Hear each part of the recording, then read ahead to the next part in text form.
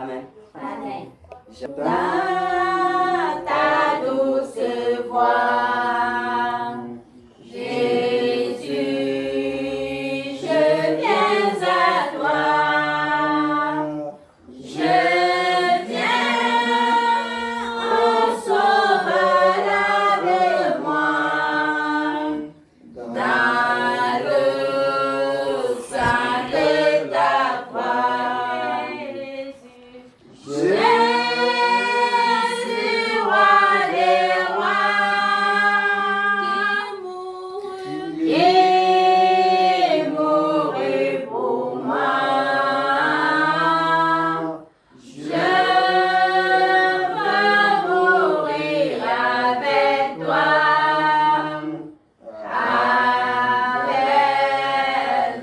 sur la croix. J'entends ta douce voix qui me dit crois en moi. Je crois, Seigneur, soutiens ma foi. Tiens-moi près de ta croix. Jésus, roi des rois, qui est mouru pour moi. Je veux mourir avec toi,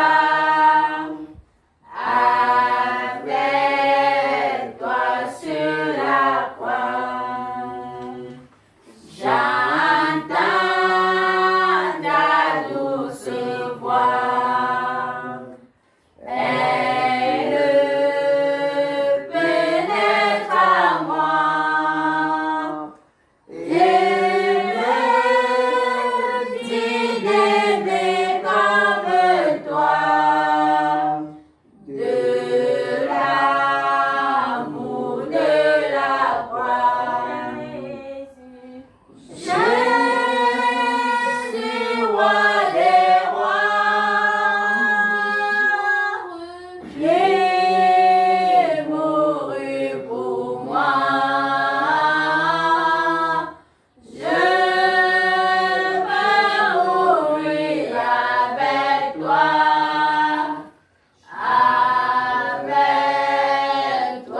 sur la croix.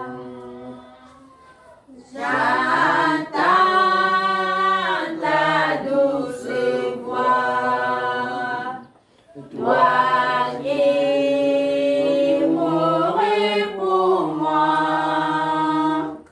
Seigneur, que je m'unisse à toi dans ta mort par la foi.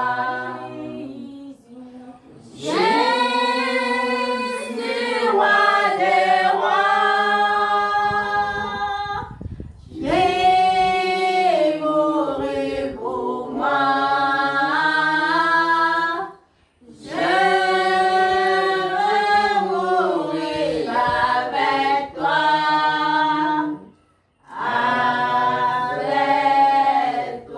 sur la croix. Amen. Amen. 180. La voix du Seigneur m'appelle.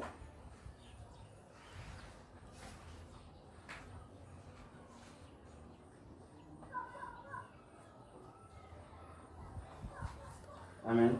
Amen. La voix du Seigneur m'appelle,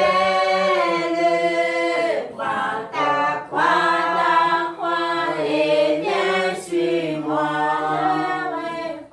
Je reprends, Sauveur fidèle, me voici, je suis à toi jusqu'au bout.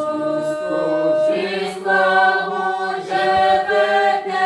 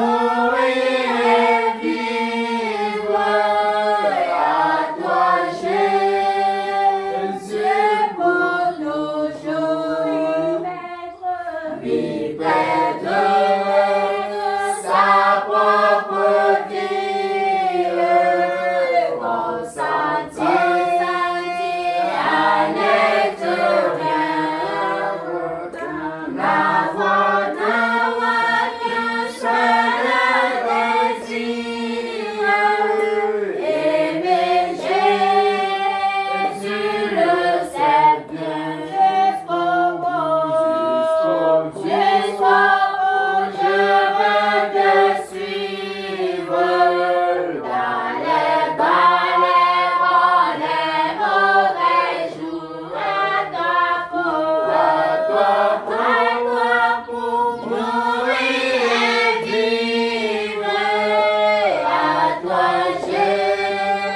Jésus pour toujours, Jésus donne grâce et gloire pour le suivre pas à pas avec lui, joie et victoire, Père et bonheur ici-bas jusqu'au bout, je veux te suivre dans les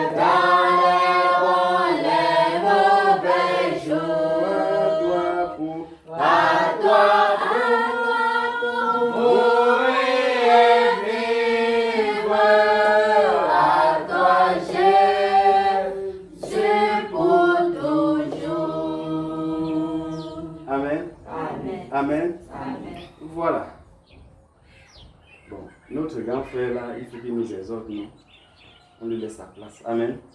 Bonsoir. Saluons-nous les uns les autres alors. Mais salue quelqu'un en disant que je t'aime. Tu es sûr? Tu es sûr? Tu es sûr? Ça va? Ça va. Ça va, frère Moïse? Que la grâce et la paix de notre Seigneur vous soient multipliées. Que la grâce et la paix de notre Seigneur vous soient multipliées. Vous êtes d'accord avec moi qu'on travaille rapidement, n'est-ce pas? Comme ça, les retardataires en venant, ils ne verront rien. Ça va, maman? Le Seigneur vous bénisse. Ça va? Était mon frère.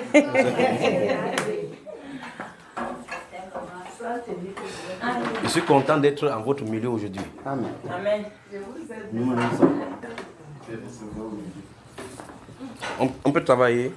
Vous n'êtes pas pressé, non? Je suis venu tout pour qu'on travaille, on travaille bien. Si vous êtes d'accord, si vous n'êtes pas d'accord, si vous aimez 30 minutes seulement, on fait 30 minutes, on ne se sépare. On fait comment? Ce ne serait pas bien de pousser un peu le rideau pour que l'air puisse circuler.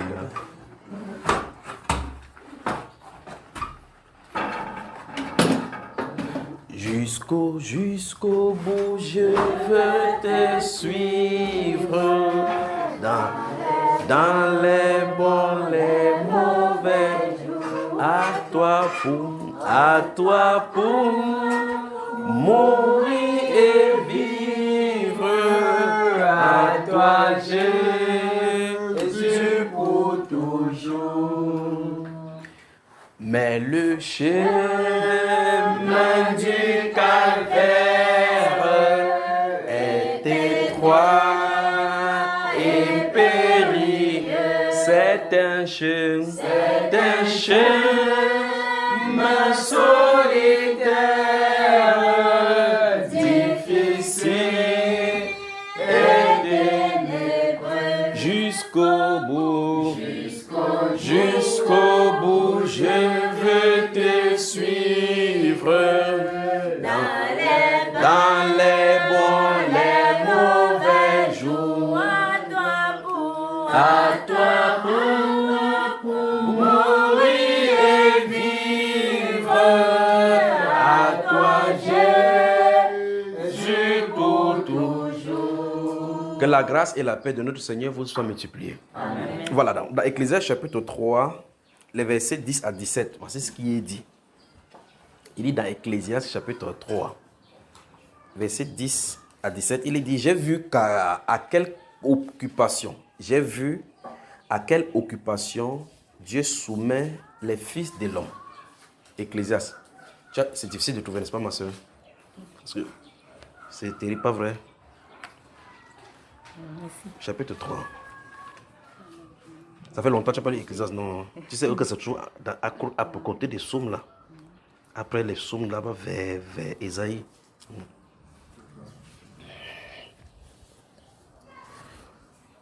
Salomon dit ici qu'il a vu à quelle occupation Dieu soumet les fils de l'homme.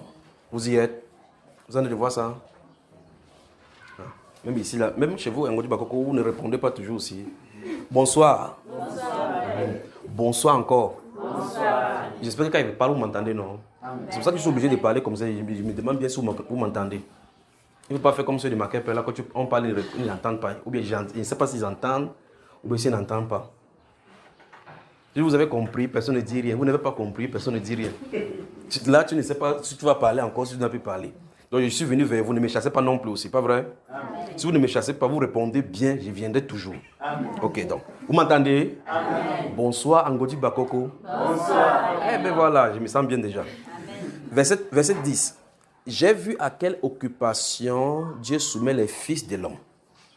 Il fait toutes choses bonnes en son temps. Même il a mis dans leur cœur la pensée de l'éternité. Bien que l'homme ne puisse pas saisir l'œuvre que Dieu fait du commencement jusqu'à la fin, j'ai reconnu qu'il n'y a de bonheur pour eux qu'à se réjouir et à se donner du bien-être pendant leur vie. Mais que si un homme mange et boit et jouit du bien-être au milieu de tout son travail, c'est là un don de Dieu. J'ai reconnu que tout ce que Dieu a fait, tout ce que Dieu fait durera toujours. Qu'il n'y a rien à y ajouter et rien à en retrancher. Et que Dieu agit ainsi afin qu'on le crée. Ce qui est a déjà été et ce qui sera a déjà été. Et Dieu ramène ce qui est passé. J'ai encore vu sous le soleil qu'au lieu établi pour juger, il y a de la méchanceté. Et qu'au lieu établi pour la justice, il y a la méchanceté. J'ai dit à mon cœur, Dieu jugera le juste et le méchant, car il y a là un temps pour toute chose et pour toute œuvre. Amen. Amen. Donc, la portion de l'écriture, si qu'on vient de nous dire, je vous salue seulement avec cela. Je suis en train de vous saluer, donc je tends comme ça la main vers vous pour saluer. Ça n'a rien à voir avec ce qu'on va faire. Amen.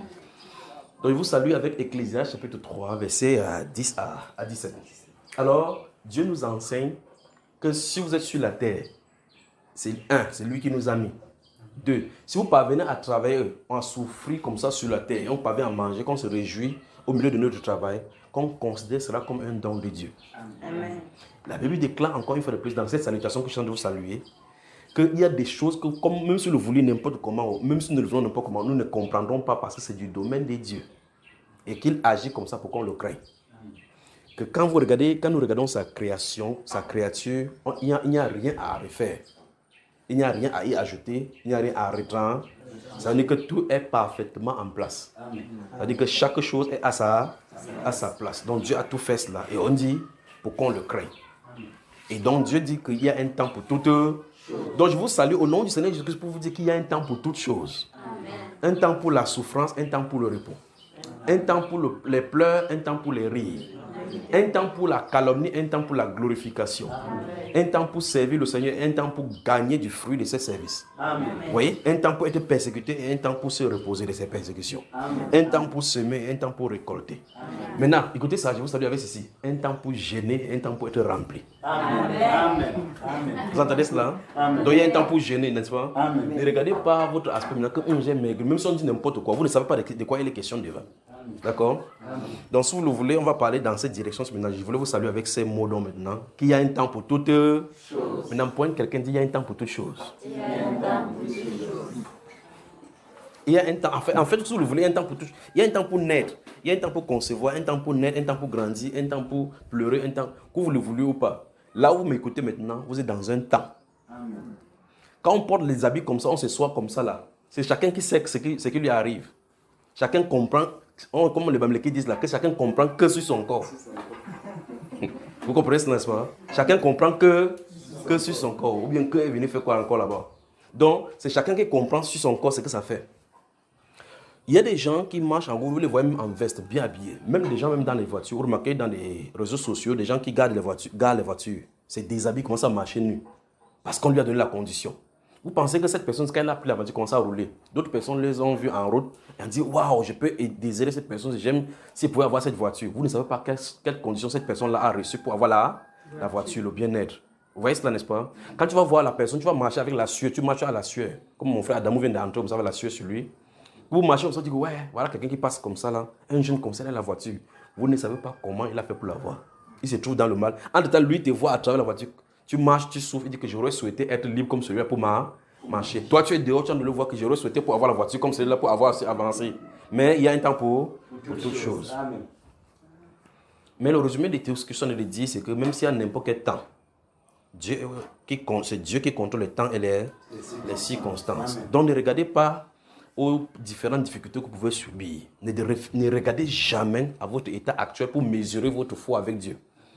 Ne regardez jamais à tout ce que ce soit la réponse à vos prières, que ce soit les songes, les prophéties, de tout ce que vous avez dit que ça sert à réaliser. Ne prenez pas ça comme jauge de votre relation avec le Seigneur. Faisons juste confiance en Dieu, qu'il y ait même des rêves, qu'il n'y ait pas, qu'il y ait les réponses à la prière, qu'il n'y ait pas, que Dieu soit Dieu. Amen. Et que nous l'aimions toujours. Pas vrai? Amen. Donc Dieu n'est pas en relation avec nous, ou bien nous ne sommes pas en règle avec lui, parce qu'il nous donne les révélations, parce qu'il nous donne ceci. Il est Dieu, même si nous n'étions pas là. Parce que quel qu'en soit le cas, s'il ne vient pas maintenant, on va mourir un de ces jours sur la terre, il continuera à être Dieu. Donc ce n'est pas notre rapport, les songes, ou bien les prophéties, ou bien les choses que nous faisons qui fait qu'il soit Dieu, ou bien qu'il soit en bon terme avec nous. Amen. Amen. Quand quelqu'un dit, laisse Dieu soit Dieu. Laisse Dieu soit Dieu. Vous me comprenez, n'est-ce pas? Amen. Donc je vous salue donc avec quelques paroles d'exhortation avant d'entrer. Que Dieu vous bénisse. Amen. Alors, si vous voulez qu'on travaille, vérifiez, nous sommes le 25 novembre, c'est ça? 25 novembre. Si vous voulez qu'on travaille, vous voulez enregistrer, mettez sur mode vol pour que ça ne sonne pas. Donc, que votre téléphone ne sonne pas pour qu'on travaille bien. Ça, c'est un. Si vous voulez enregistrer, donc gardez, mettez des 35 si on parle, que ça puisse enregistrer. Et si vous entendez, quand vous entendez cette voix-ci parler, prenez attention et prenez garde à ce que ça dit. Et donc, vous entendez chaque fois, je vous dis, faites-en bon usage. Quand je dis faites-en bon usage, depuis longtemps, je répète ça dans les enseignements pour que vous compreniez. Le moment viendra où vous n'aurez plus accès aux enseignements. Le moment viendra où vous n'aurez pas le temps, ni la possibilité même de lire la Bible que vous avez. Donc c'est le moment de se charger, comme on met une batterie, avant qu'on ne coupe la lumière, vous branchez votre téléphone. Ça charge. Avant qu'on ne coupe la lumière, peut-être pour 3 jours, au moins que votre batterie est chargée pour un bon bout de temps. Vous me suivez, n'est-ce pas? Amen. Donc faites-en bon usage. Ce que vous recevez, si c'est sur YouTube que vous entendez, si vous voulez dans une clé, gardez-les, parce que le moment viendra où ces choses seront coupées même sur Internet. On interdira cela. Ou bien, supposons maintenant que les enseignements sont sur Internet, on dit ok, maintenant l'accès est payant. Combien de personnes vont payer? Déjà que c'est gratuit comme ça, les gens ne veulent pas écouter. Vous pensez que quand ce sera payant, quelqu'un va venir écouter pour écouter sur la sanctification? Non. Donc gardez, c'est pour vous. Stockez la nourriture. Au sens propre du terme, stocker. Parce que le moment viendra, vous le verrez un de ces matins comme ça. Le système a changé. Enfin, nous sommes en plein, c'est devant nous. D'accord? Donc, quand vous écoutez, faites-en bon usage. Nous sommes dans un pays où, regarde, nous ressemblons maintenant, nous lisons la Bible. Il y a des pays où, si on t'attrape avec la Bible, comme ça, on va te brûler. Mais ça veut dire qu'on doit rendre grâce à Dieu, de nous donner l'opportunité même d'ouvrir la Bible et lire. Il y a des pays où on n'avait pas l'opportunité de, comme ça, de lire la Bible. Et si donc Dieu nous a donné cette chose-ci là maintenant, cette chose appelée liberté, combien devrions-nous être reconnaissants vis-à-vis de lui? Vous comprenez, n'est-ce pas? Parce que lorsque vous êtes abattu, la Bible déclare dans Romains au chapitre 15, parlant de la consolation que donnent les Saintes Écritures. Donc ça veut dire qu'on doit se fortifier. Il y a la consolation dans les Saintes Écritures, au moins en lisant les passages des personnes. Les gens, ce que les gens ont vécu avant, ça te fortifie. S'il n'y a pas cette Bible-ci, c'est qu'on est sans direction, comme le monde est là maintenant. Amen. Amen. Alors j'attends de vous des questions. Si vous n'avez pas de questions, j'avance. Bonsoir, Angodi Bakoko. Bonsoir. Mais je sais que, à moins que je me trompe, vous êtes content de me voir? Amen. Ça c'est 1. 2, vous m'aimez? Amen. Voilà, moi aussi je vous aime, d'accord? Amen. 3, vous m'attendiez même pas aujourd'hui, non? 4, vous avez murmuré dans votre cœur que je vous ai abandonné, non? Ah. Est-ce que vous avez abandonné alors? Vous voyez pourquoi il ne faut pas compter sur un homme, n'est-ce pas? C'est pour ça qu'il faut compter sur le Seigneur. Voilà. Bon, quand j'avais eu le corona, quelqu'un parmi vous savait? Non. Si durant ce moment-là, comme Satan était venu me tenter là, si je mourais, vous devez toujours m'attendre encore ici. Non. Donc ça veut dire qu'il faut attendre celui-là qui est mort et qui est reçu. C'est parce qu'il est omniscient, il est partout. C'est du Seigneur qui donc il faut attendre. D'accord? Ne comptez pas sur un homme. L'homme peut vous décevoir. Eh bien, l'homme peut même venir vers vous sans faire ce à quoi vous attendez. Mais Jésus, notre Seigneur, il est fidèle. Amen. Voilà. Alors j'attends les questions. Posez toutes vos questions. Toute question biblique reçoit une réponse biblique. Si vous n'avez pas de questions, j'entre dans la parole. Que vous ai-je dit alors tout à l'heure? Il dit qu'à tout le monde là, ça peut se passer. Vous venez de voir là, non? vous venez de voir, non? Voici un exemple clair au devant de nous maintenant. Mais ne vous inquiétez pas, le Seigneur va restaurer ça maintenant. Amen. Alors on y va. Posez des questions. Donc ce que vous venez de constater maintenant, c'est un signe. Pour montrer, remarquez bien qu'on est dans l'assemblée. On ouvre la parole et la parole est la lumière sur nos sentiers. Subitement, les ténèbres viennent sur place. Vous remarquez que, oh merci Père, merci Père. Vous remarquez que ça ne nous a pas prévenu. On s'est seulement retrouvé dedans. Bon maintenant, supposons maintenant que personne ne sait lire, ou bien quelqu'un ne saurait pas lire. Si c'est les ténèbres au sens physique qui tombent au boum, et que tu n'as pas le temps de préparer, où serons-nous? Donc ça c'est un message du Saint-Esprit. Il va le restaurer. Pas vrai? Merci Père. Vous voyez ce que le Seigneur peut faire, n'est-ce pas? Donc, pendant qu'on est là comme ça va aller comme ça, répétition, pour que vous voyez qu'en réalité, le Saint-Esprit est à l'œuvre. Donc, il vient de dire, par l'acte qu'il vient de faire, vous remarquez que le Saint-Esprit dit, il va le restaurer maintenant. Il vient de le restaurer, non? Il veut dire par là que, comme il entre en scène sans prévenir, c'est ainsi que l'ennemi entre en scène sans prévenir. Et il vient toujours, il chasse l'ennemi. Vous remarquez que comme il est revenu là maintenant, parce que c'est la lumière. Quand la lumière vient, les ténèbres ont disparu. Donc, prenons garde. Point quelqu'un dit, prends garde. Oui, mon frère. Souvenez-vous de ce qui vient de se passer maintenant, de sa présence maintenant. Souvenez-vous de ce qu'il vient de faire là maintenant. Oui, allons-y. Et Romains chapitre 6, verset 14, il dit, car le péché n'aura point de pouvoir sur vous, puisque vous êtes non sous la loi, mais sous la grâce. Oui. Frère, étant sous la grâce, la Bible nous dit cela, que le péché n'a point de pouvoir sur nous, mais pourquoi c'est toujours un combat pour nous? Très bonne question. Ouvrez ce livre de Romains chapitre 6 dont il a parlé. Romains chapitre 6. Romains chapitre 6. Vous pensez que la sœur, ça Romain est vers Genèse. Vous pensez qu'elle va trouver ça aujourd'hui? Quoique ce serait bien qu'elle s'assoie à côté. Ma sœur là, essaie de l'aider à trouver Romain. Sinon, on va lire ici. Elle ne pourra pas.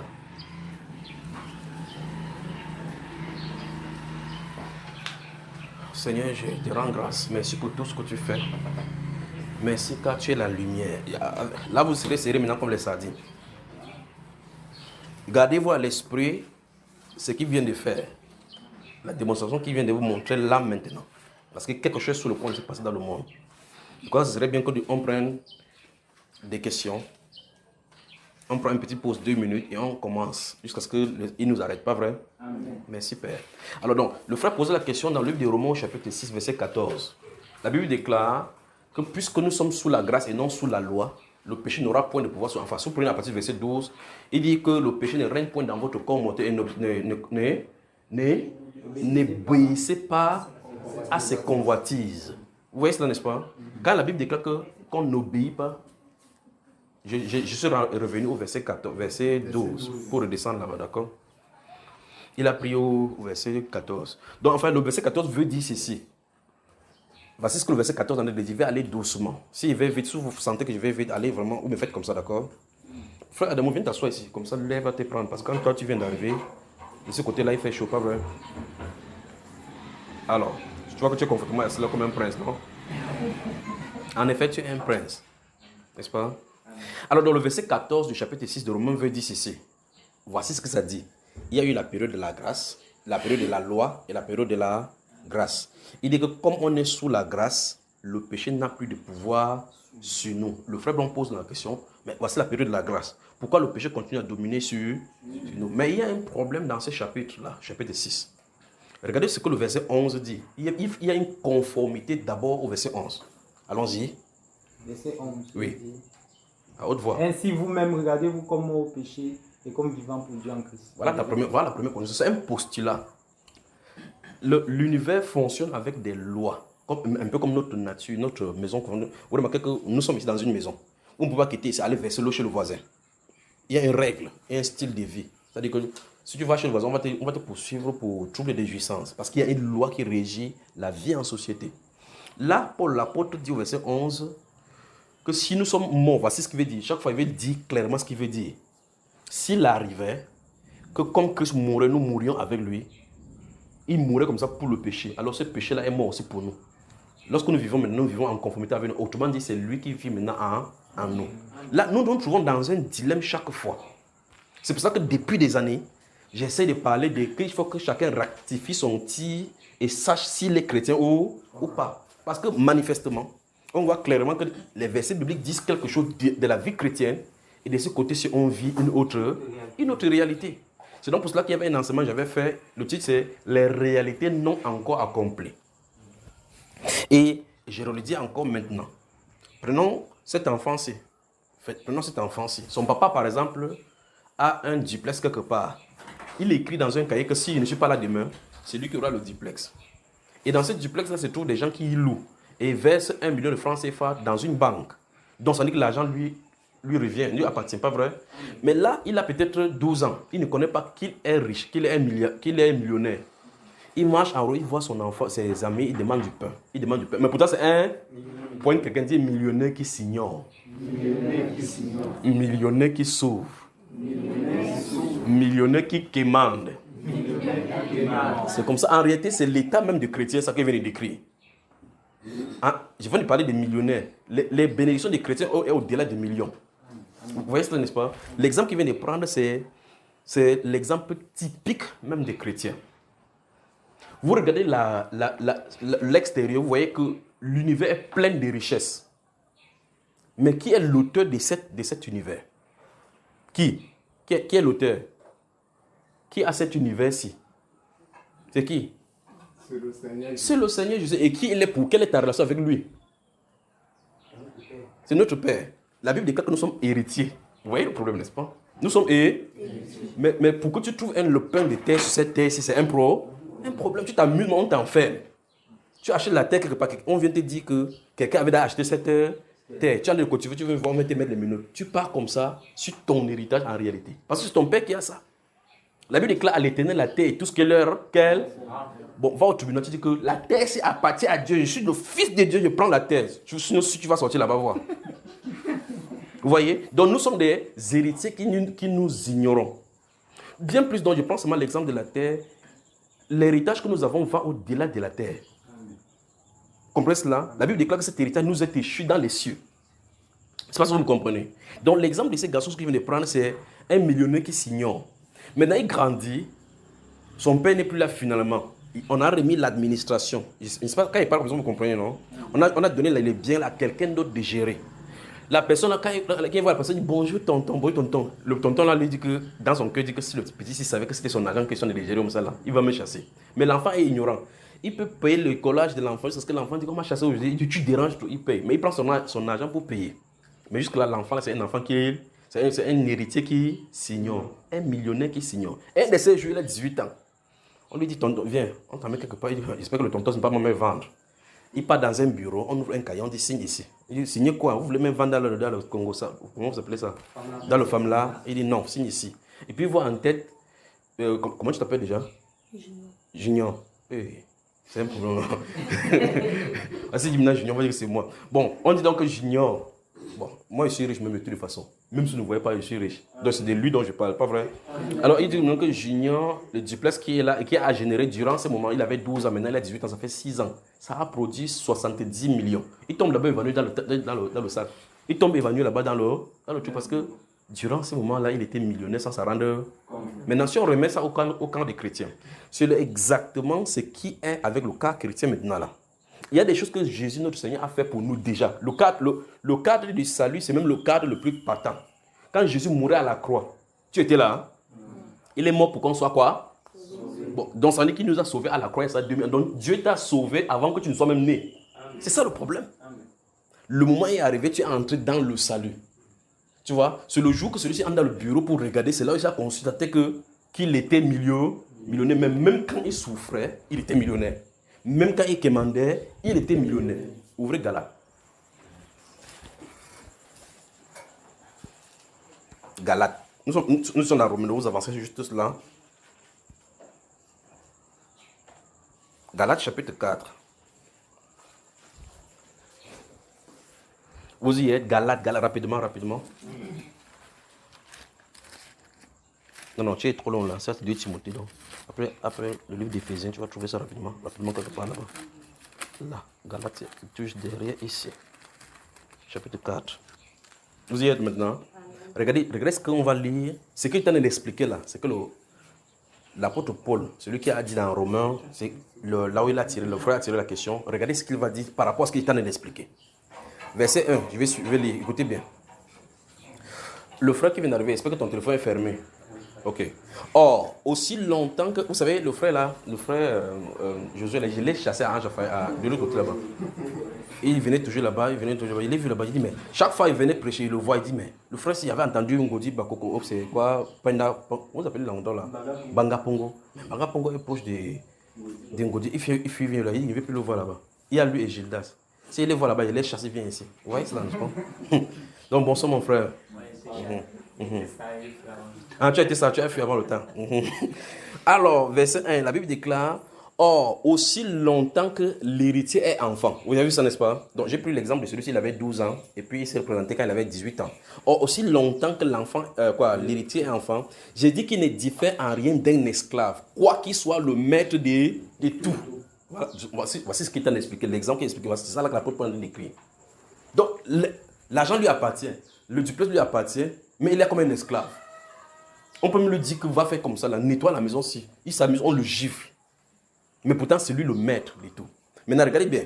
Mais il est sous des tuteurs et des administrateurs, écoutez bien ça, et des administrateurs jusqu'au temps marqué par le Père. Vous voyez cela? Il y a un temps pour toutes choses, le temps marqué. Donc, vous remarquez que c'est vraiment dit que si on prend ça et on comprend, non, avec le cadre chrétien, il y a le moment où on est esclave du péché, esclave du monde, mais il y a un temps marqué où la personne reconnaît que je ne suis pas n'importe quel enfant, je ne suis pas l'enfant de n'importe qui. Il y a mon Père qui a fait un travail à la croix pour moi. À cet instant-là, les conditions commencent à changer. Et avant que vous ne croyez en Christ, vous remarquez que quand vous péchez sans vous en rendre même quand vous êtes dans le péché. Donc le péché, c'est naturel. Mais maintenant, quand bien même vous péchez maintenant, vous savez très bien que vous faites avec limite. Parce que vous avez la conscience de Christ déjà en vous.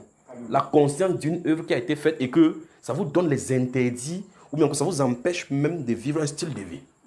Et même si vous y avancez avec votre prière, vous savez très bien que quelque chose vous dit à l'intérieur que vous ne devez pas avancer là en eau là. Vous voyez cela? Or, remarquez bien, comparez cette période avec quand vous étiez dans le monde. C'était sans frein. Tu peux faire n'importe. C'est pour ça que les gens peuvent se livrer aux excès.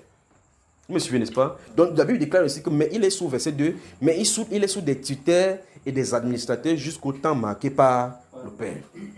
Ça, il en a expliqué ce qu'il est en train d'expliquer tout à l'heure. Donc, il y a un temps marqué par le Père. Et c'est pour ça que vous allez voir que nous sommes ici plusieurs chrétiens dans le monde entier. Il y a un temps marqué pour chaque personne pour être dans le corps.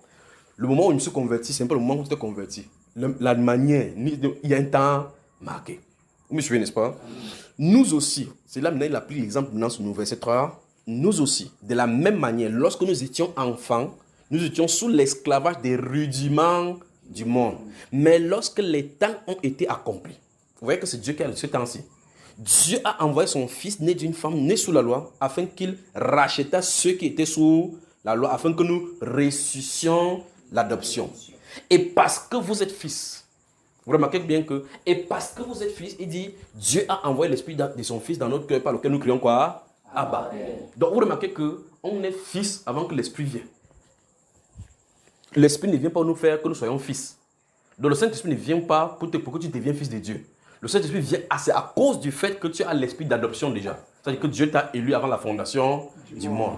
Le temps marqué, il te fait entrer dans l'héritage. Quand il te fait entrer dans l'héritage, il te donne l'esprit d'adoption. Vous voyez, n'est-ce pas? Alors, revenons donc maintenant. Gardez-vous chaque fois que s'il explique, ne perdez pas de vue la question qu'il a posée. Alors, donc, vous voyez que le frère dit, pourquoi est-ce que la Bible déclare dans Romains chapitre 6, verset 14, que maintenant, comme on est sous la grâce, le péché n'aura plus de pouvoir sur nous. Pourquoi est-ce que ça continue donc même dans les chrétiens? J'ai dit donc, il faut qu'on comprenne une chose. Il y a des gens qui sont au stade de bébé. Parce qu'il y a un temps pour tout, un temps pour naître, un temps pour grandir. Un temps pour grandir, un temps pour tomber, un temps pour tomber, un temps pour s'élever, un temps pour s'élever. Il y a un temps. Il y a un temps de maturité.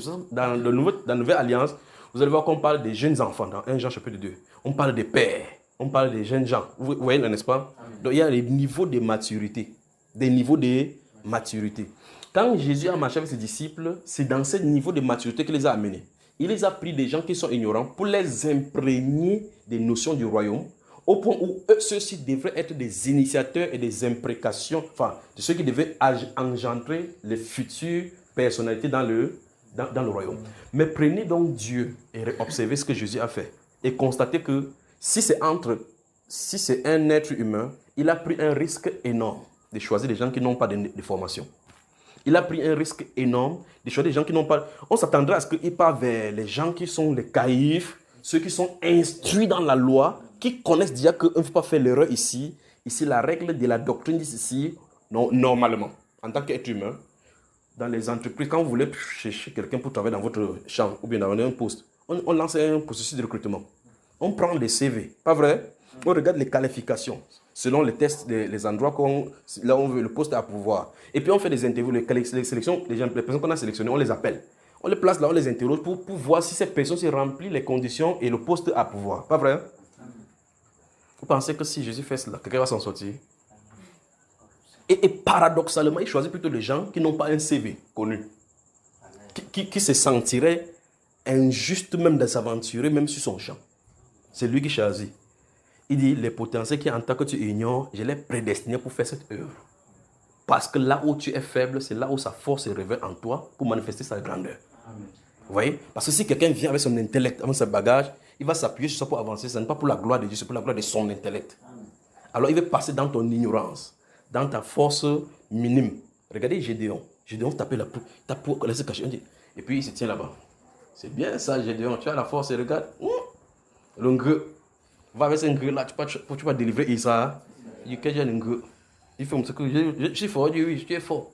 Va avec ce que tu as, délivre Israël. Vous remarquez qu'il n'a pas pris Gédéon. Il a amené à la main d'Égypte. Il fait d'abord le course, il fait d'abord le pompe, pas vrai? Non. Si quelque chose se déclenche ici, l'armée, ils vont aller faire sport, faire des stratégies pour aller combattre. Il dit, va, lève-toi, va, tu es prêt. Il a subi une formation parce que celui-ci sait sur quoi s'appuie en lui. Point, quelqu'un dit, Dieu te connaît. Il voit, il connaît, il voit, il connaît. Confie-toi au Seigneur car il connaît tout, il voit, il connaît. Jésus connaît tout, il voit, il connaît. Jésus connaît tout, il voit, il connaît. Confie-toi au Seigneur car il connaît tout, il voit, il connaît. Tes problèmes, il connaît. Tes soucis, il connaît. Confie-toi au Seigneur car il connaît tout, il voit, il connaît. Jésus connaît tout, il voit, il connaît. Jésus connaît tout, il voit, il connaît. Confie-toi au Seigneur car il connaît tout, il voit, il connaît. Jésus connaît tout, il voit, il connaît. Jésus connaît tout, il voit, il connaît.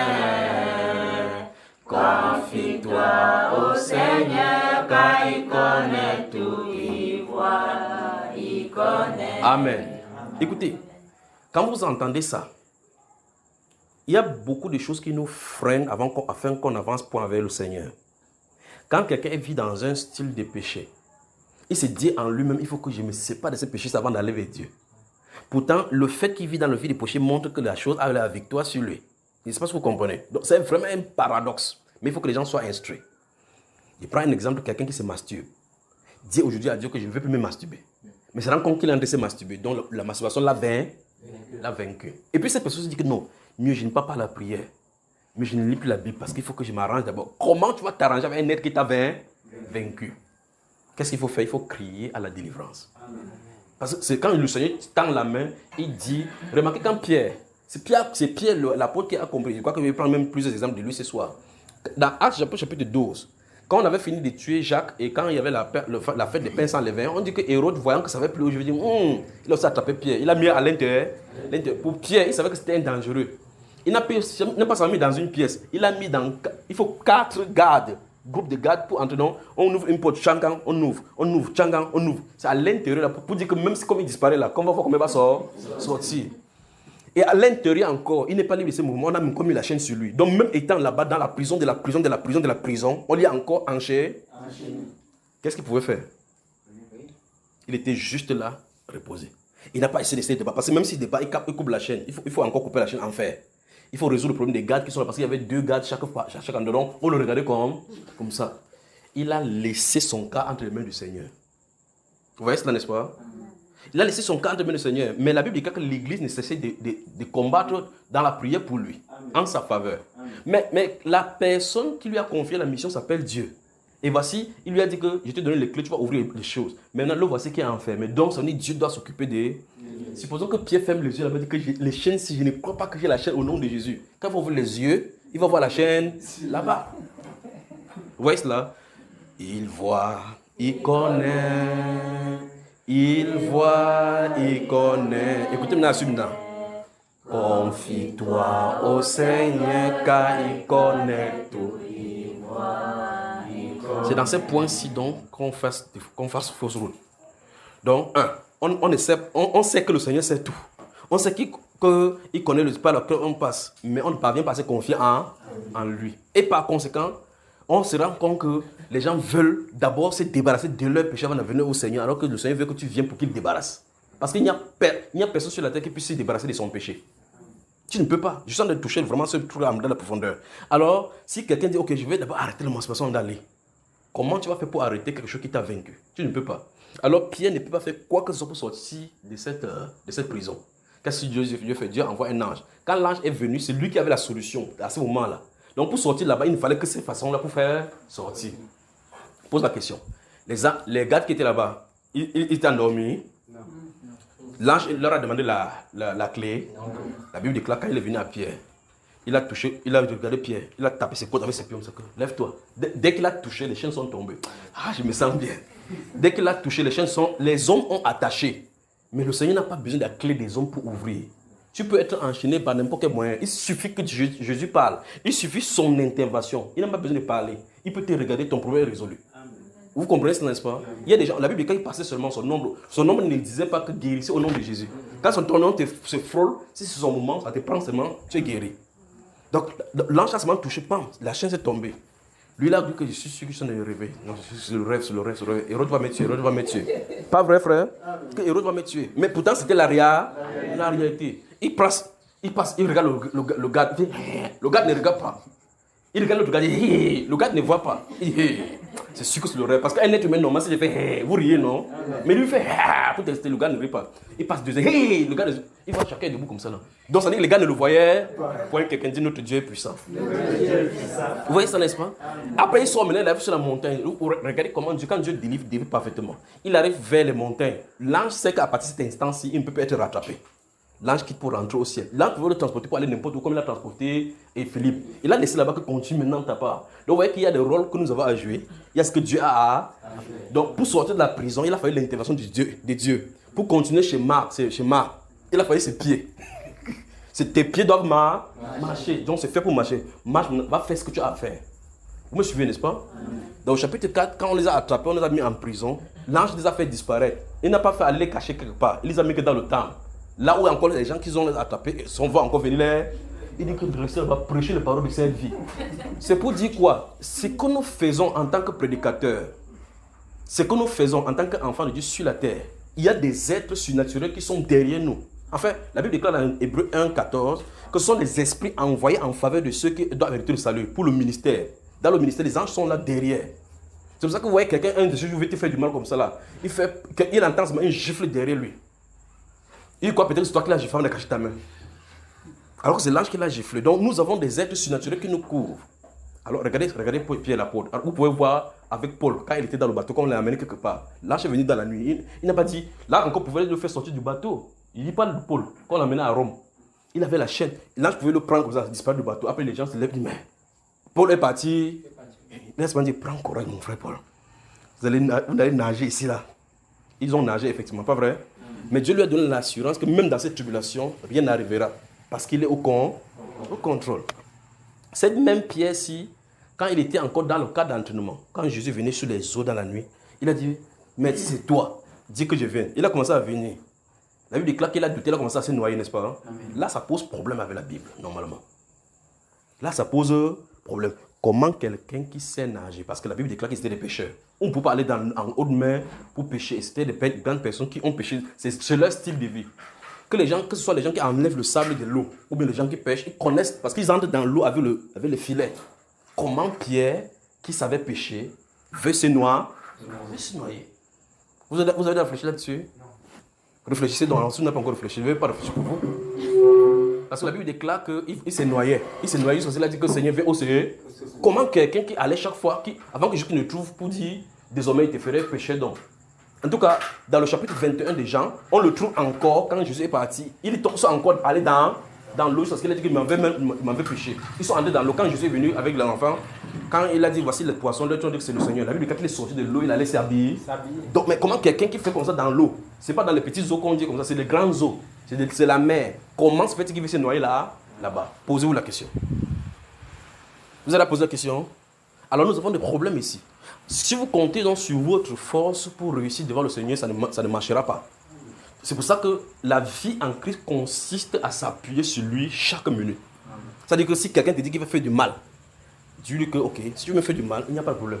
Tu ne pourras faire quelque chose sur moi que si Jésus le Père, parce que ta vie est cachée avec Christ en lui. Vous me suivez, n'est-ce pas? C'est ça dont c'est la question. Alors, la vie chrétienne, donc, dans cette vie-ci, il y a plusieurs niveaux. Il y a des gens qui sont au niveau des bébés. Il y a des gens qui sont au niveau des adolescents. Il y a des gens qui sont au niveau des jeunes gens. Il y a des gens qui sont au niveau des adultes. Voilà les différents niveaux que nous avons en Christ. Quand vous prenez la jeune église qui était à Corinthe, au chapitre 5, vous remarquez que Paul dit qu'il y a de l'impudicité parmi vous, tel que ça ne se donne même pas chez les païens. Il dit c'est au point où l'un a la femme de son père. Et vous êtes dans l'orgueil au point où vous ne pouvez pas repentir. Mais remarquez bien l'état de cette église-ci. Regardez maintenant aux Éphésiens. Il dit que nous n'avons pas à lutter contre la chair et les sangs, mais contre les dominations. Vous pensez qu'il peut enseigner ça aux Corinthiens? Parce que ceux-ci du Corinth ne sont pas au niveau du combat. Ils sont au niveau de m'as-tu vu? C'est moi le plus frais. Si tu as vu mon habit, je parle anglais plus que vous. Voilà le niveau. Donc c'est le désordre là-bas, le discutaillement. Mais aux Éphésiens, il leur apprend les choses spirituelles. Donc le langage qu'il emploie pour les Éphésiens n'est pas la même chose parce que le niveau chez les Éphésiens, c'est différent du niveau des Corinthiens. Parce que les Corinthiens sont encore charnels, comme il a dit. Il dit qu'il y a de la jalousie parmi vous, il y a ne vous pas des hommes, je vous ai donné du lait. Mais il ne dit pas ça aux Corinthiens, aux Éphésiens. Aux Éphésiens, il leur dit clairement qu'il y a des esprits méchants dans les cieux. C'est à eux qu'on doit s'occuper. Il ne peut pas parler à ces gens-ci sans que les gens ne savent de quoi il est en train de parler. Vous avez vu, n'est-ce pas? Donc c'est les niveaux par niveau. Maintenant, quelqu'un ne peut pas venir dans la Bible pour prendre maintenant 1 Corinthiens 5 et dire pour justifier son péché. En disant que voici même aussi les Corinthiens qui avaient aussi la femme de leur père. Parce que ce n'est pas le standard là-bas. Ça a été mis là-bas pour nous montrer clairement qu'il y a niveau par niveau dans le corps de... Si je dis ça, il dit aussi qu'il y a aussi dans Éphésiens chapitre 6 qui dit que nous n'avons pas lutté contre la chair, contre les sangs, mais aussi contre les esprits. Pourquoi tu ne te retrouves pas dans ces catégories? Vous me suivez, n'est-ce pas? Donc ça veut dire que quel est le niveau de la personne qui se trouve maintenant dans le péché? Alors si on est en proie à la convoitise charnelle, nous sommes encore au niveau fondamental, au niveau de là où notre âme nous joue des sales tours. Et dans 1 Pierre chapitre 2, il est dit là-bas que ce style de personne-ci a un manque d'obéissance. Ça veut dire que cette personne n'obéit pas à la parole. Parce que la Bible déclare que les âmes sont sanctifiées par l'obéissance à la vérité. Plus on obéit à la vérité, plus les âmes sont sanctifiées. Donc tu imagines donc que comment tu vas lutter avec le péché en disant que j'ai fui le péché, je vais me cacher dans ma chambre. Cache-toi, il n'y a pas de problème. Même tu as mis le bobolo de 500. Quand le bobolo va finir, tu vas sortir trouver le péché dehors. Dis à ton voisin que tu vas te cacher dans la chambre. Mange ce qui est au frigo. Chauffe la nourriture, mange. Quand ça va finir, l'autre nourriture se trouve dehors. Avec le péché à côté.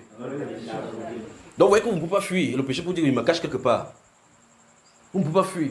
Le Seigneur a fait retirer que ce qui est sanctifié est près de, est toujours, est chaque fois courtois ce qui est souillé. Le Seigneur a fait que, je répète, le Seigneur a fait que ce qui est sanctifié soit toujours très près de ce qui est souillé. Allez là où on verse la poubelle. Vous allez voir qu'il y a toutes sortes d'odeurs là-bas, pas vrai? En fait, quand vous passez là-bas, vous mettez les choses de votre nez. Mais allez effectivement là-bas. Observez le style des fleurs qui sont là-bas. Vous allez voir les fleurs d'une certaine beauté terrible. Vous voyez que la fleur qui a d'une beauté terrible contraste avec ce qui est là-bas, avec les odeurs. Enfin, c'est même là-bas, déjà les poubelles pourries qu'on prend pour venir mettre sur le macabo que tu manges. On met sur le plantain, ça produit des grandes odeurs de plantain. Quand tu prends le plantain, tu coupes en haut, tu oublies ce qui est en bas, pas vrai? Point quelqu'un dit que c'est la saleté qui a produit ce qui est sanctifié. Vous comprenez, n'est-ce pas?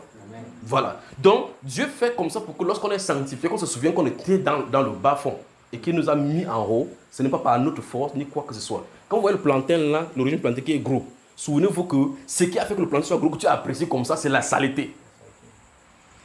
Vous avez moi là? Amen. Si c'est pas ça, s'il n'y a pas la saleté, vous ne mettez pas, vous voyez que même la saleté la saleté, le péché a son rôle. Le rôle du péché, principalement dans la vie d'un enfant de Dieu, c'est pour glorifier le Seigneur. Chanter ses louanges quand il t'en délivre. Quand vous regardez les psaumes, vous remarquez, j'ai crié à l'Éternel, j'étais d'ailleurs près de la fosse, mes ennemis criaient d'ailleurs victoire sur moi. J'ai invoqué l'Éternel, l'Éternel a signalé, il n'a pas été endurci, il m'a entendu, il a signalé son secours et j'ai été délivré. Gloire soit à toi, loué soit l'Éternel. Vous voyez cela? Voilà le but de rechercher ta Dieu. Amen. Moi, vous suivez là, frère? Amen. Alors pourquoi, sous la grâce, donc les gens vivent dans le péché? Parce que d'autres n'ont pas encore expérimenté la grâce qui les libère du péché. D'autres n'ont pas encore expérimenté la grâce qui les libère du péché. Notez 2 passages de la Bible, on va y lire. Notez le livre, comme c'est dans Romains que tu as posé des questions. Je crois qu'à cette réponse, à cette question, j'ai beaucoup duré, n'est-ce pas? Notez Romains chapitre 2. Notez. Si je continue à parler seulement de ça, on va durer ici. Là. Notez Romains chapitre 2. Vous avez noté? Le verset 28 et 29. Et on va lire cela en parallèle avec Galates chapitre 5. Tout à l'heure, on était dans Galates tout à l'heure, n'est-ce pas? Je crois que c'est ça que vous avez ouvert tout à l'heure. Donc c'est mieux comme la Bible, comme votre Bible est là, c'est on va y aller facilement. Le chapitre 5 de Galates cette fois-ci, les versets 24 à 26, je crois bien. Vous avez noté? Maintenant, commençons non par Galates avant de rentrer dans Romains. Qui va nous lire ça maintenant?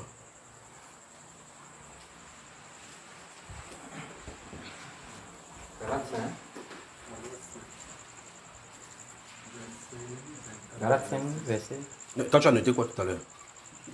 Quand toi tu notais quoi? Donc tu as noté 5. Combien de personnes à côté pour tricher dans son cahier? Tu as noté 5. Tu as noté verset, tu n'as rien mis. Lis le verset 24 à 26. Note d'abord, note dans ton cahier pour ne pas oublier. C'est pour ça qu'il dit quand il va vite, dites-moi. Vous voyez que c'est quand il demande qu'on lit qu'il dit que verset quoi? Alors, verset 24 dit quoi? La loi n'est pas contre cette chose. Ceux qui sont en Jésus, Galates 5. Verset 24. Ceux qui sont en Jésus. Après, quand il va dire qu'il cherche le problème, il va dire que c'est pas Ceux vrai. qui sont en Jésus-Christ ont crucifié la chair avec ses passions et ses désirs. Si nous vivons par l'Esprit, marchons aussi selon l'Esprit. Je vous ai dit qu'il veut prendre quelque chose en relation avec ça pour que vous compreniez ce quoi il dit. Il dit, première chose, le verset 24. 1. Qu'est-ce qu'il veut nous faire comprendre ici? Il dit quoi? Ceux qui sont à Jésus ont crucifié la chair et ses passions. Si vous regardez très bien, c'est ce qu'il a dit au chapitre 6, verset 11. Il y a une conformité. Si tu te reconnais comme étant moi avec lui, vous vivez maintenant avec lui. Vous voyez? Et c'est pour ça que le volet du verset 25 parle donc, si nous vivons par l'esprit, marchons par l'esprit. Parce que maintenant, nous ne vivons plus pour nous-mêmes, c'est l'esprit qui doit vivre en nous. Donc il y a le niveau de la grâce. Dans cette période de la grâce, il y a le niveau non seulement de la conscience de Christ en nous, vivant en nous, mais la façon que beaucoup de personnes ont été enseignées, ils ont été enseignés à lutter eux-mêmes contre le péché. C'est un danger. Parce que personne n'aura jamais la victoire sur le péché en dehors de Jésus. Vous comprenez? C'est pour ça qu'il dit dans Romains chapitre 6, il dit considérez-vous comme mort au péché. Considérez-vous. Donc c'est un état d'esprit. Un état que tu dois accepter, que tu dois croire. Quand tu fais ça, le péché perd son pouvoir. Ça veut dire quoi concrètement? Ça veut dire que tu ne fais plus confiance à tes forces pour lutter contre le péché, mais tu t'appuies sur le Seigneur et sur la croix. Dès que tu fais ça, à cet instant-là, le péché perd sa pouvoir parce que c'est une loi. C'est un peu comme quelqu'un qui est à la maison. Je dis chaque fois, vous êtes à la maison, un policier entre là comme ça là. Il dit quoi? Hey, donne-moi le sac là, donne-moi le sac là. Il dit non, c'est pas parce qu'il a porté l'habit de policier il est lui-même régi par une loi. La loi lui dit, pour qu'il vienne intervenir chez la maison de quelqu'un, il faut que si 18 heures est arrivé, il ne peut plus le faire. La loi l'a arrêté. Donc s'il vient au-delà des 18 heures, on peut lui porter plainte. On peut l'arrêter. Si on l'arrête dans le secret, on appelle même le juge ou même le procureur, il sera dans les problèmes. Vous voyez ça, n'est-ce pas? Mais autre chose, s'il arrive que c'est un cas véritablement grave de crime, il peut le faire, mais il va falloir qu'il signe ça au procureur. Il peut demander l'ordre au procureur. Le procureur peut le dire de façon, avec la voix que fais-le. Mais il doit détenir un mandat de perquisition. Maintenant, si un policier dit, oh, donnez-moi votre portable, Si c'est un bandit qui est habillé en policier, tu vas faire quoi? C'est pour ça que quand il conduit la voiture, quand il stoppe la voiture, je stoppe tranquillement, il baisse la vie, il dit oui. Il dit, votre papier. Il dit, donne mes papiers à qui? Tu dois te présenter, il doit connaître ton nom, ton matricule et ton lieu de service.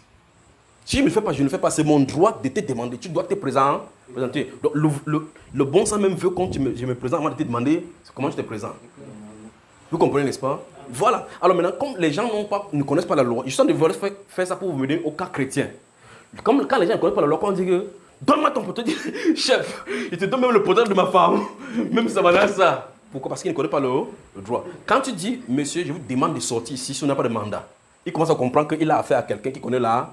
Lui-même va rentrer de son côté, il va dire, mais le type, si, lui, c'est qui? Il peut faire comme ça que c'est un avocat. Il peut faire comme ça. Vous voyez là, n'est-ce pas? Le doute est créé en lui. De la même façon, quand vous prenez la place que Dieu vous a donnée, l'autorité spirituelle que revêt ce caractère de positionnement, octroie à l'ennemi directement les vindicatifs de dégager. Amen. Vous m'avez bien suivi? Est-ce que vous m'avez suivi? Amen. Si vous regardez très bien même, en observant votre propre vie, vous allez remarquer que les péchés que vous avez abandonnés, vous n'avez pas fait d'effort pour abandonner, ça a disparu. Mais dans ce cas, pourquoi donc l'autre a disparu et l'autre n'ont pas disparu?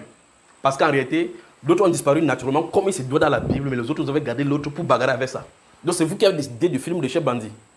Vous voyez cela, n'est-ce pas? Donc, la façon que l'autre est parti naturellement, ça que vous ne savez comment? C'est parce que vous avez fait confiance au Seigneur, c'est pas... C'est parti, faites confiance au Seigneur. Vous me suivez là?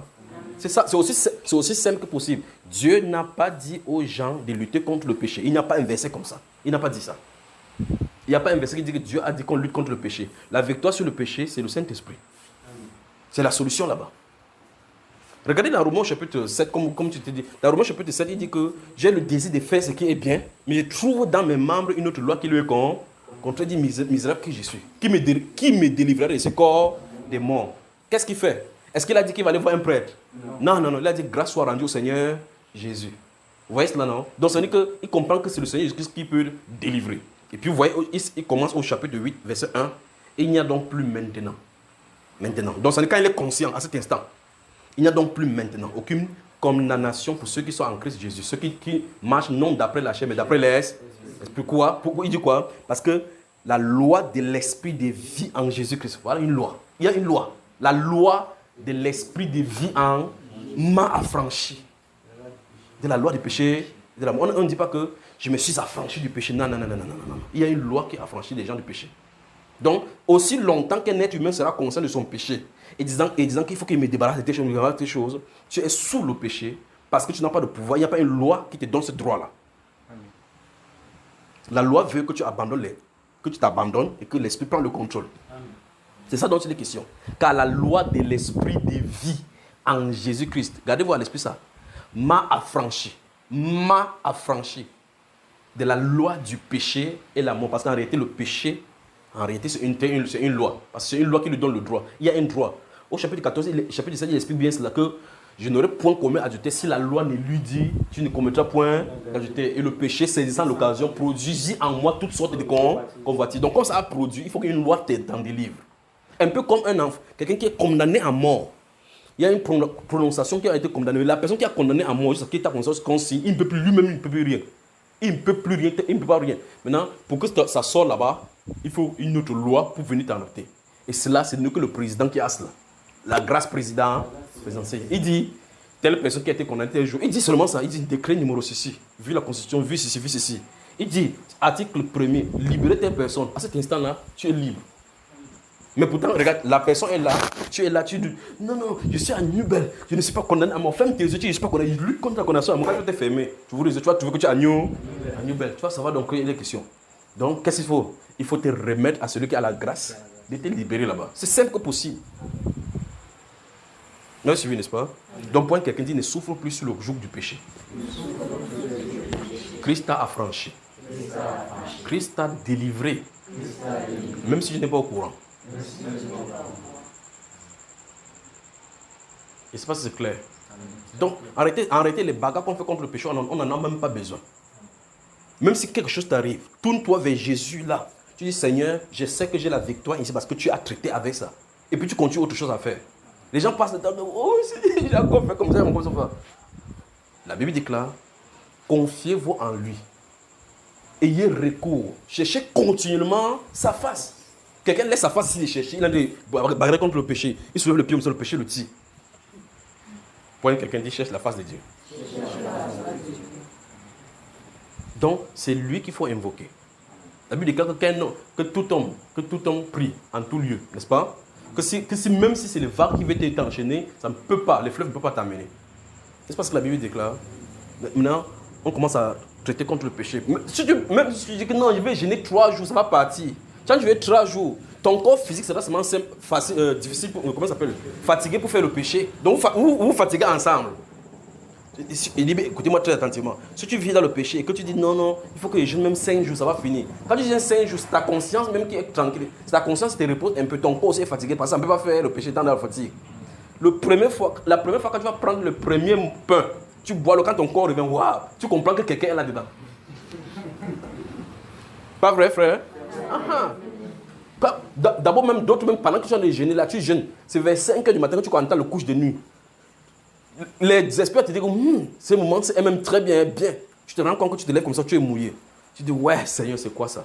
Vous devez comprendre ce soir que celui qui souffre, selon la volonté de Dieu, remet son âme au fidèle Créateur. Il faut se remettre entre les mains. Parce qu'il voit, il connaît. Vous comprenez? Donc, n'essayez pas de bagarrer contre le péché. Je dis encore, il n'y a pas un verset qui dit que bagarrer contre le péché. Parce que la personne qui l'a fait, c'est Christ à la croix. Il a traité cela à la croix. Il a traité, pas qu'il va traiter. Il a traité. Il faut seulement qu'on arrive au niveau où on lui fait confiance. On laisse qu'il agisse. Dès qu'on le laisse, à cet instant, l'esprit entre en jeu. D'accord? Quand vous voyez dans le tribunal, quand un avocat se lève, il parle, c'est un article contre un article. Il sort d'après tel texte de tel référent top. Quand il faut ça, le juge vérifie, c'est ça. C'est ça. Et tu dois devoir combattre ça avec une autre loi. La loi de l'esprit de vie. Regardez-vous à l'esprit ça. La loi de l'esprit de vie en Jésus, que ça ne se trouve nulle part. C'est en... On n'a pas dit la loi de l'esprit de vie en toi. On dit en Jésus-Christ, m'a affranchi. Gardez-vous à l'esprit ça. M'a affranchi. Et dans Jean 8, il dit que si le Fils de l'homme, le Fils de Dieu vous affranchit. Donc il n'y a pas d'affranchissement en dehors de lui. Point de délivrance en dehors du Seigneur.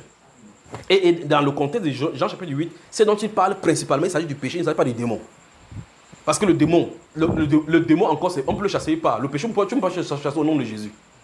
Vous comprenez cela? Il dit bien le démon, pour dire au nom de Jésus, sort, il sort. Mais tu peux délivrer quelqu'un du péché là maintenant, comme ça, des démons, comme ça, sort au nom de Jésus. Après, cette personne finit, ah, merci Seigneur de m'avoir délivré. Après, il se lève là, il prend le couteau et tue quelqu'un. À cause du péché qui habite là-bas. Donc, être délivré du démon ne veut pas dire que tu es délivré du péché. Parce que le démon est moindre par rapport au péché. Et ça, vous me regardez comme ça, c'est pas vrai? Voilà. Les démons, c'est ça. Quand Jésus dit dans Jean chapitre 8 que vous connaissez la vérité, vous affranchirez. Il ne parle pas d'affranchissement du démon. Parce que pour le démon, tu peux dire au nom de Jésus, il sort. Mais c'est affranchi du péché. Parce qu'ils ont dit que nous ne sommes pas esclaves de quelqu'un. Comment tu dis nous deviendrons libres? Il dit qu'en vérité, celui qui se livre au péché est esclave de Dieu. Donc il a de parler du péché. C'est pour ça qu'il est venu. Donc il est venu pour libérer. Si vous ne croyez pas ce que je suis, vous mourrez dans vos péchés. En dehors de croire que Christ est le libérateur du péché, le péché va rester sur toi. Amen. Moi, je suis venu, n'est-ce pas? Donc, il se demande croire, tout simplement. Croire. Mais quelle génération nous avons maintenant? Et quelle génération? Que Dieu vous bénisse. Merci encore pour la question là. Donc, il y a chaque étape. Il y a des gens qui sont dans le livre il y a des gens qui sont dans l'étape des Corinthiens. Des gens qui sont dans l'étape des Éphésiens. Ça ne veut pas dire que ceux qui sont dans l'étape des Corinthiens ne sont pas des chrétiens. Non. Ils sont des chrétiens, mais ils sont à un niveau donné. C'est un peu comme quand vous voyez le plantain. Quand vous mettez le truc de plantain au sol, quand c'est petit là, c'est pas encore le plantain. La tige, là, vous avez dit que non, la tige, si tu casses ça, tu n'auras jamais le plantain. Donc ça produit jusqu'à les feuilles. On peut couper le feu pour faire le coquif, couper le feu pour faire n'importe quoi. Le mitumba ou n'importe quoi. Mais ce n'est pas le plantain, mais ça participe. Un jour, le plantain sort. Donc alors, chaque étape de cela, ça fait partie du plantain. Donc que quelqu'un soit dans le livre de 1 Corinthiens, il est chrétien. Romain, il est chrétien. Galate, il est chrétien. Ainsi de suite. Amen. J'espère que je me suis fait bien comprendre. Très bien.